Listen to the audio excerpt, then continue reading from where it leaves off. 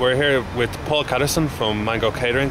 Paul has worked in Michelin star restaurants as well as worked in La Stampa, worked over in London, and he's recently jumped into the market sector and is now working in the market. So Paul, I'd just like to ask you, what are the main challenges working as a market trader?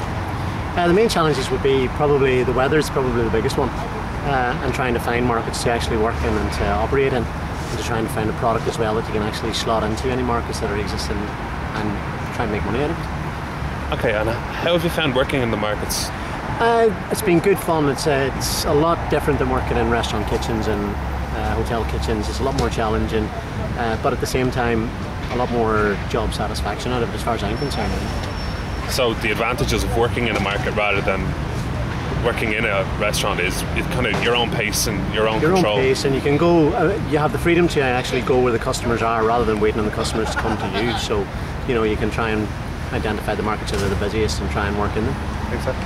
And are you able to make a living now working in the markets? It's tough for the first 3 to 6 months to actually find your feet, and you have investment in equipment and staff and food. But yeah, after that, you know, as long as you're clever about what you're using, then you should be able to make a living out of it.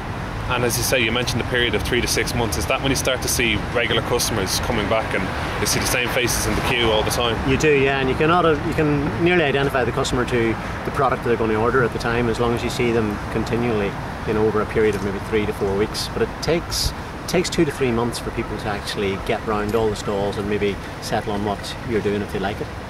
Okay, and what sets apart the busy and the non-busy traders? We noticed at the start that sometimes there may be traders, as you say, if they're only starting out, it will take them time to evaluate and to really establish themselves a busy and a constant crowd coming to their stall. So what sets apart the busy ones and the non-busy ones? Probably the product, number one. The stall as well, if it's eye-catching or if it's clean, tidy.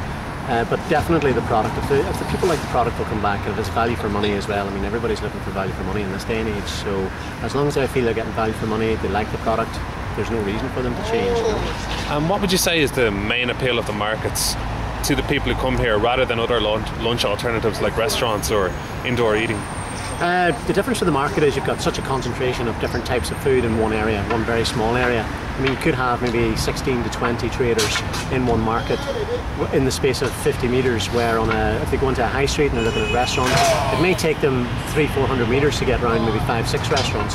So it's time, space, and people actually not having to walk too far to get a good selection.